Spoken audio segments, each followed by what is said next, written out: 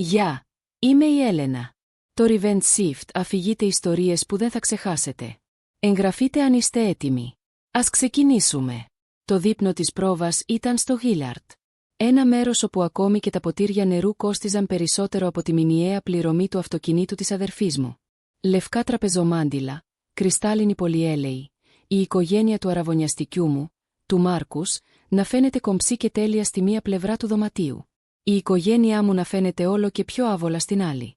Ήμουν 23 ετών, 3 μήνες πριν από την αποφοίτησή μου από τη νομική στο Georgetown, 2 εβδομάδες πριν παντρευτώ τον έρωτα της ζωής μου.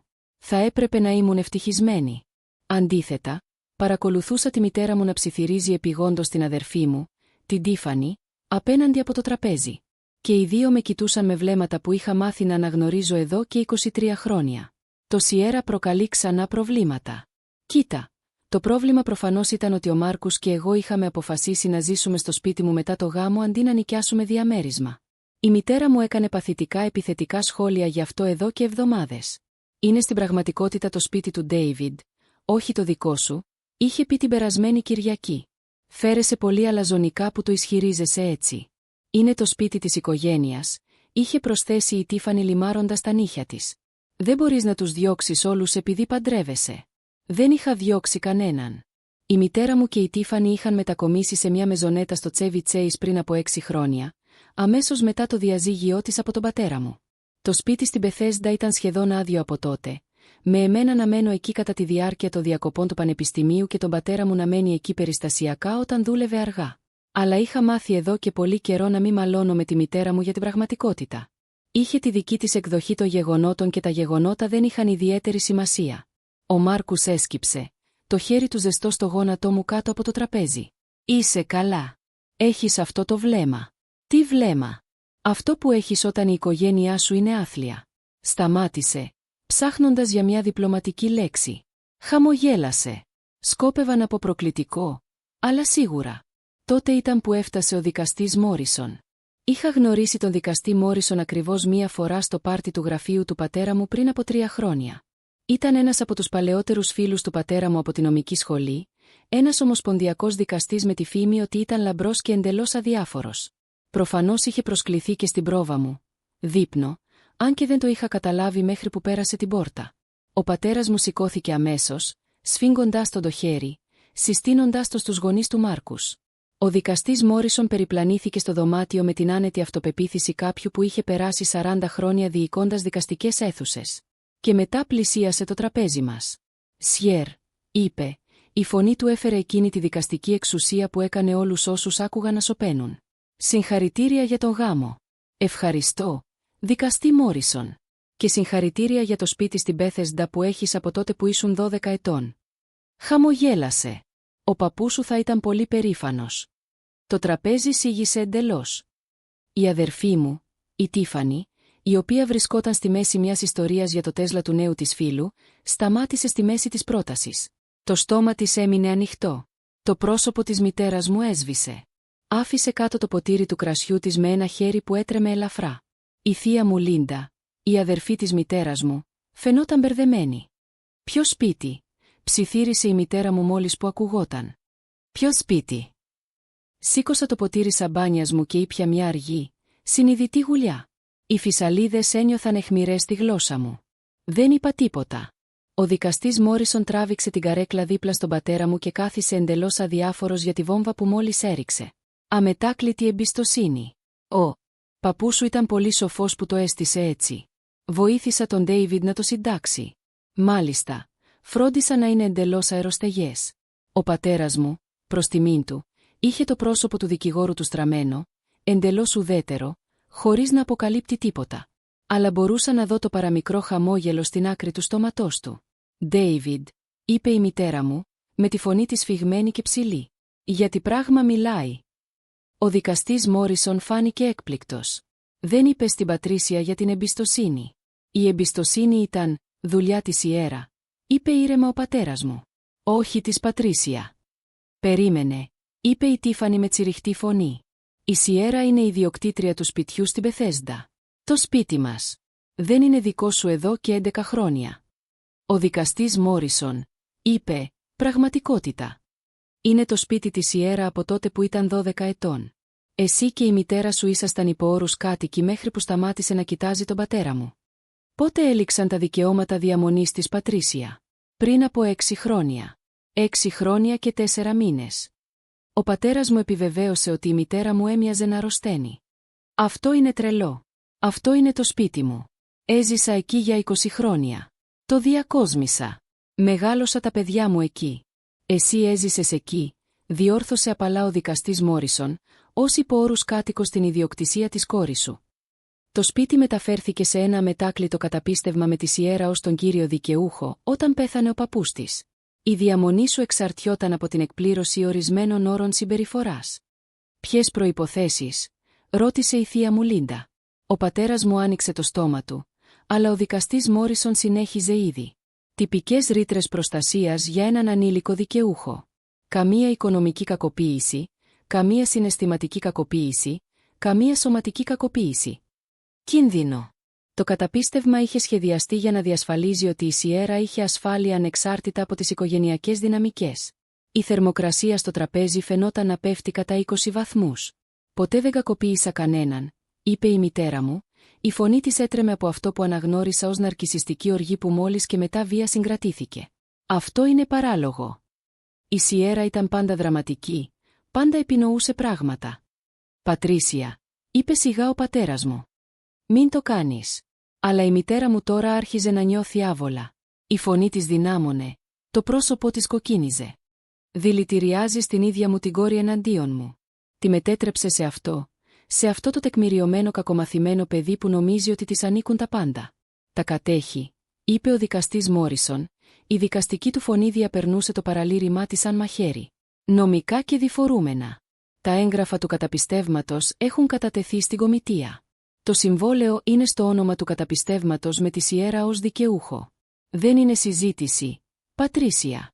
Είναι δήλωση νομικού γεγονότος. Η μητέρα του Μάρκους, η δόκτωρ Έλενα Ταύσιγμα Γιώτανη, ψυχίατρος που παρακολουθούσε όλη αυτή την ανταλλαγή με κλινικό ενδιαφέρον, μίλησε. Πόσο καιρό γνώριζε η Σιέρα για το καταπίστευμα? Κάθισα στο ποτήρι της σαμπάνιας μου. Όλοι γύρισαν να με κοιτάξουν. Υπέγραψα έγγραφα όταν ήμουν 12 ετών. Είπα σιγά. Δεν κατάλαβα τι εννοούσαν. Ο μπαμπάς είπε ότι αφορούσε το ταμείο του κολεγίου μου και κάποια χρήματα από τον παππού. Δεν ήξερα για το σπίτι μέχρι τα 17 μου. Πότε της το είπες? Ο δικαστής Μόρισον ρώτησε τον πατέρα μου. Όταν η Πατρίσια την κλείδωσε έξω σε μια χειμωνιάτικη καταιγίδα για 2,5 ώρες και παραλίγο να της προκαλέσει υποθερμία, η σιωπή που ακολούθησε ήταν εκοφαντική. Το χέρι του Μάρκου σφίχτηκε πάνω στο δικό μου. Ήξερε αυτή την ιστορία. Του τα είπα όλα όταν σοβαρευτήκαμε, αλλά ακούγοντας τον πατέρα μου να τη λέει δυνατά στο δείπνο πρόβας μου μπροστά σε 30 άτομα, το έκανε πραγματικότητα με έναν τρόπο που δεν είχε ξανασυμβεί. Ήταν μια παρεξήγηση, είπε γρήγορα η μητέρα μου. Η Σιέρα ήταν ασεβής. Η Σιέρα ανέφερε ότι η Τίφανη είχε κλέψει $12.500 από το εκπαιδευτικό της ίδρυμα χρησιμοποιώντας απάτη Face ID, είπε ο πατέρας μου, με τη φωνή του απόλυτα ήρεμη. Η απάντηση της Πατρίσια ήταν να κλειδώσει τη Σιέρα έξω σε θερμοκρασία 28 βαθμών Κελσίου για 2 ώρες και 38 λεπτά. Η Τίφανη το κατέγραψε στα μέσα κοινωνικής δικτύωσης, συμπεριλαμβανομένων φωτογραφιών της Σιέρα με συμπτώματα υποθερμίας. Τότε είπα στη Σιέρα για το σπίτι. Γιατί σε εκείνο το σημείο, έγινε σαφές ότι οι προστατευτικές διατάξεις του Ιδρύματος δεν ήταν θεωρητικές. Ήταν απαραίτητες. Ο δόκτωρ Ταύσιγμα Γιώτανη παρακολουθούσε τη μητέρα μου με την έκφραση κάποιου που έκανε διάγνωση σε έναν ασθενή. Ο πατέρας του Μάρκους, δικηγόρος εταιριών, παρακολουθούσε τον πατέρα μου με επαγγελματισμό. Σεβασμό. Οι υπόλοιποι στο τραπέζι έδειχναν τρομοκρατημένοι. Το κάνεις να ακούγεται πολύ χειρότερο από όμικρον με τόνο τι ήταν, είπε η Τίφανη με αμυντική φωνή. Η Σιέρα ήταν καλά. Απλώς ήταν δραματική όπως πάντα. Είχε κρυοπαγήματα σε 3 δάχτυλα, είπε ο πατέρας μου. Και ήπια υποθερμία. Τα αρχεία των επιγόντων περιστατικών είναι αρκετά καθαρά. Ο δικαστής Μόρισον κούνησε αργά το κεφάλι του. Αυτό θα είχε ενεργοποιήσει αμέσως τη ρήτρα ασφαλείας. Άρθρο 4, παράγραφος Γ. Αν θυμάμαι καλά, οποιαδήποτε πράξη σωματικής βλάβης οδηγεί σε άμεση λήξη του καταπιστεύματος και απώλεια των δικαιωμάτων διαμονής, κάτι που ακριβώς συνέβη, επιβεβαίωσε ο πατέρας μου. Η Πατρίσια είχε 72 ώρες για να εκενώσει το καταπίστευμα. Το καταπίστευμα ήταν αυτοεκτελούμενο. Δεν χρειαζόμουν καν δικαστική εντολή. Η θεία μου Λίντα κοίταζε επίμονα τη μητέρα μου. «Δεν μου είπες ποτέ τίποτα από αυτά γιατί δεν είναι αλήθεια».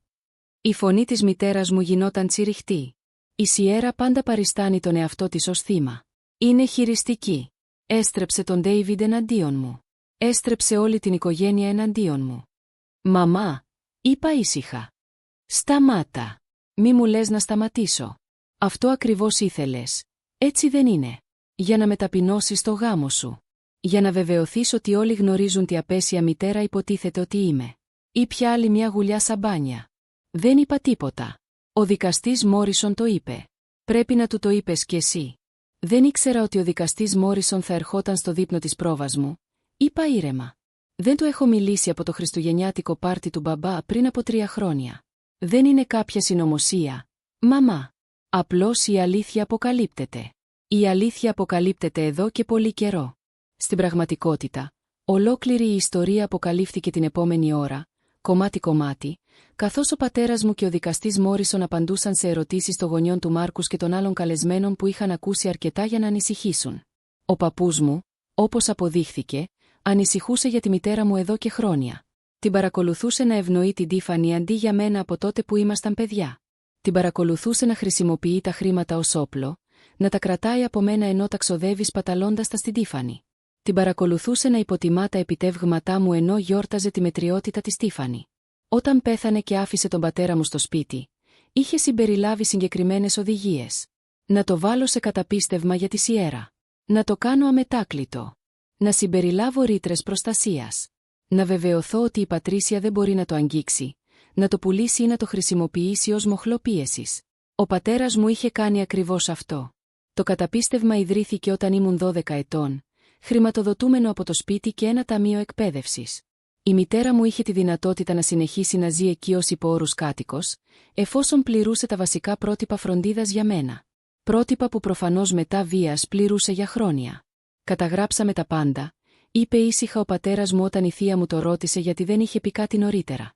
Κάθε φορά που το ταμείο για το κολέγιο της Σιέρα δανειζόταν για την Τίφανη και δεν αποπληρώνονταν ποτέ. Κάθε φορά που τα επιτεύγματα της Σιέρα απορρίπτονταν ενώ τα επιτεύγματα της Τίφανη γιορτάζονταν. Κάθε περίπτωση που η Σιέρα τιμωρούνταν για τα λάθη της Τίφανη. Κρατούσα αρχεία επειδή ήξερα ότι κάποια μέρα θα τα χρειαζόμασταν. «Ακούγεται σαν να χτίζεις μια υπόθεση», παρατήρησε ο πατέρας του Μάρκους. «Εγώ ήμουν για 17 χρόνια.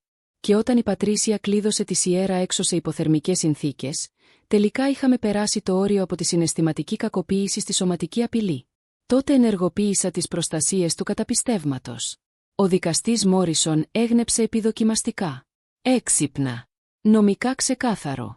Και επειδή επρόκειτο για πρόβλεψη εμπιστοσύνης και όχι για ποινικές κατηγορίες, η Πατρίσια απέφυγε τη δίωξη. «Περίμενε», είπε η Τίφανη.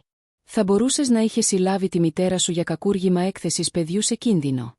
«Ναι», είπε ο πατέρας μου. «Εγώ επέλεξα να μην το κάνω». «Αλλά Τίφανη, κατηγορήθηκες για κακούργημα κλοπής. Ορκίστηκες 3 χρόνια αναστολής και αποκατάστασης». Το πρόσωπο της Τίφανη κοκκίνησε. «Αυτό έπρεπε να σφραγιστεί».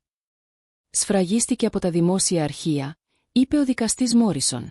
«Όχι από την άμεση οικογένειά σου και σίγουρα όχι από το μελλοντικό σύζυγο της Σιέρα, ο οποίος είχε το δικαίωμα να γνωρίζει το νομικό ιστορικό». Ο Μάρκους μου έσφιξε το χέρι. «Το ξέρω», είπε ήσυχα. «Η Σιέρα μου τα είπε όλα». Η μητέρα μου κοίταζε γύρω από το τραπέζι, βλέποντας τις εκφράσεις στα πρόσωπα των ανθρώπων, την κρίση, τη συμπάθεια για μένα, την ολοένα και μεγαλύτερη κατανόηση της οικογενειακής μας δυναμικής. Η μάσκα της τέλειας μητέρας έσπασε σε πραγματικό χρόνο. «Ποτέ δεν ήθελα να την πληγώσω», είπε τελικά. Και για πρώτη φορά, ακουγόταν γνήσια, όχι χειριστική, όχι αμυντική, απλώς λυπημένη. Απλώς η Τίφανη χρειαζόταν τόση προσοχή. Δυσκολευόταν. Η Σιέρα ήταν πάντα τόσο αυτάρκης. Νόμιζα ότι θα ήταν μια χαρά. Ήταν αυτάρκης επειδή έπρεπε να είναι, είπε ήσυχα ο πατέρας μου. Επειδή δεν ήσουν εκεί για αυτήν. Επειδή κάθε φορά που χρειαζόταν κάτι, της έλεγες να το χειριστεί μόνη της ενώ εσύ έφτιαχνες τα πράγματα για την Τίφανη. Η δόκτωρ Ταύσιγμα Γιώτανη μίλησε, η φωνή της απαλή αλλά κλινική. «Πατρίσια, Αυτό που περιγράφεις είναι μια κλασική δυναμική του χρυσού παιδιού αποδιοπομπαίου τράγου. Είναι συνηθισμένο σε οικογένειες με ναρκισσιστικά πρότυπα. Το ένα παιδί δεν μπορεί να κάνει λάθος. Το άλλο δεν μπορεί να κάνει σωστά, ανεξάρτητα από την πραγματική συμπεριφορά ή τα επιτεύγματά του. Η μητέρα μου τινάχτηκε. «Δεν είμαι ναρκισσιστής. Δεν σου κάνω διάγνωση», είπε προσεκτικά η δόκτωρ ΤΣΙΓΜΑΙ. «Περιγράφω ένα μοτίβο, και αυτό το μοτίβο προκάλεσε πραγματική ζημιά στη Σιέρα. Στηρίζει τον εαυτό της συναισθηματικά από τότε που ήταν παιδί. Έχει πετύχει εξαιρετικά πράγματα. Υποψήφια για εθνική υποτροφία Georgetown για εισαγωγή στη νομική σχολή τώρα σε αυτόν το γάμο, και από όσο καταλαβαίνω έχεις ελαχιστοποιήσει ή απορρίψει το καθένα». «Αυτό δεν είναι αλήθεια», η μητέρα μου είπε αδύναμα. «Μαμά», είπα ήσυχα. «Όταν μπήκα στο Georgetown, είπες αυτό είναι ωραίο, και μετά περάσαμε το δείπνο μιλώντας για το νέο αγόρι της Τίφανη. Όταν κέρδισα την περιφερειακή έκθεση επιστημών, δεν ήρθε στην τελετή απονομής επειδή η Τίφανη ήθελε να πάει για ψώνια. Όταν με δέχτηκαν πρόωρα στη νομική σχολή, με ρώτησες αν αυτό σήμαινε ότι θα ήμουν περισσότερο σπίτι για να βοηθάω με τις δουλειές του σπιτιού. Το τραπέζι ήταν σιωπηλό. Δεν εννοούσα ότι η μητέρα μου ξεκίνησε. Ξέρω ότι δεν το εννοούσες», είπα. «Αυτό το έκανε χειρότερο. Δεν προσπάθησες σκόπιμα να με πληγώσεις.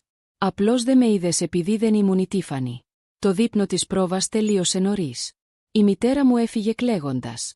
Η Τίφανη την ακολουθούσε με ένα δηλητηριώδες βλέμμα προς το μέρος μου.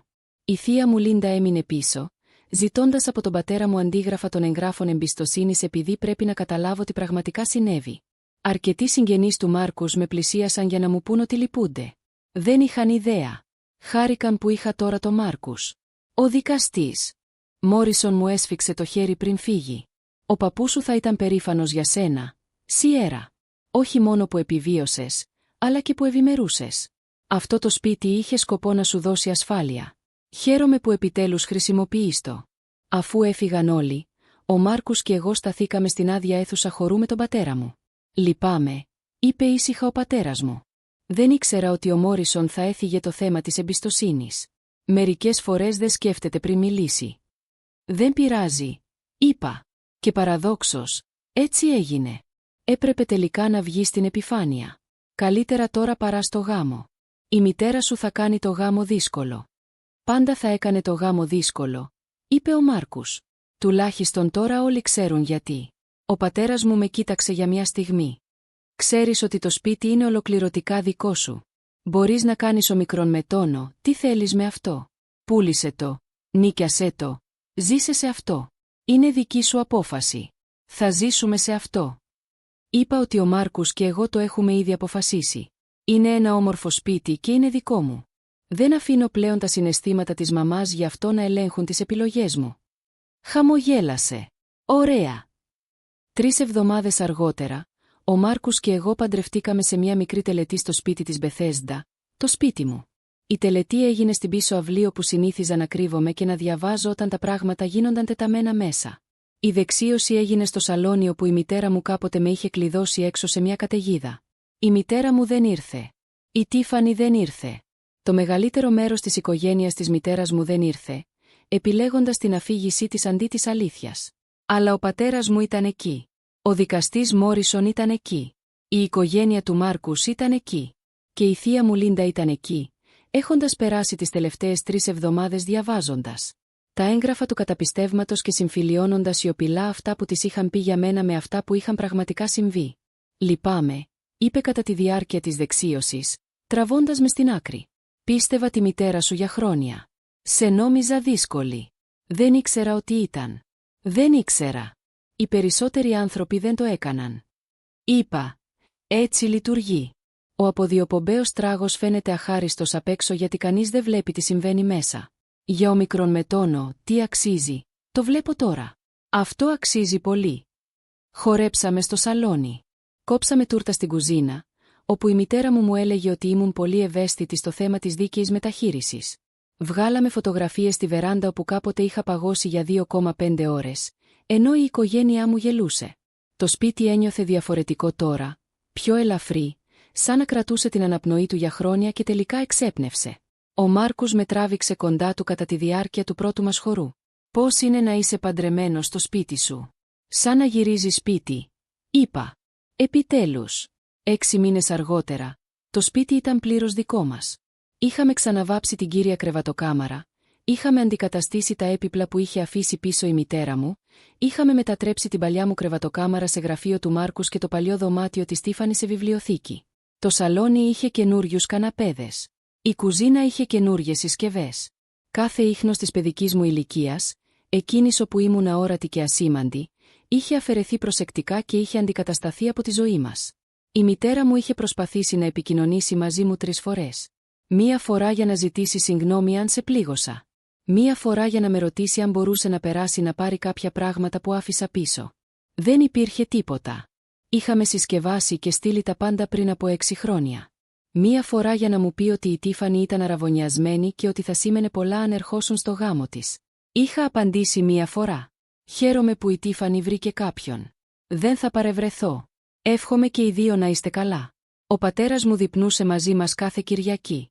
Η θεία μου Λίντα ερχόταν κάθε μήνα, χτίζοντας σιγά σιγά μια σχέση μαζί μου που βασιζόταν στην πραγματικότητα αντί για τη διαστρεβλωμένη εκδοχή των γεγονότων της μητέρας μου. Ο δικαστής Μόρισον είχε γίνει ένας απροσδόκητος μέντορας, βοηθώντας με να διαχειριστώ τις αιτήσεις για νομική σχολή και τον επαγγελματικό σχεδιασμό. Η αναστολή της Τίφανη είχε λήξει.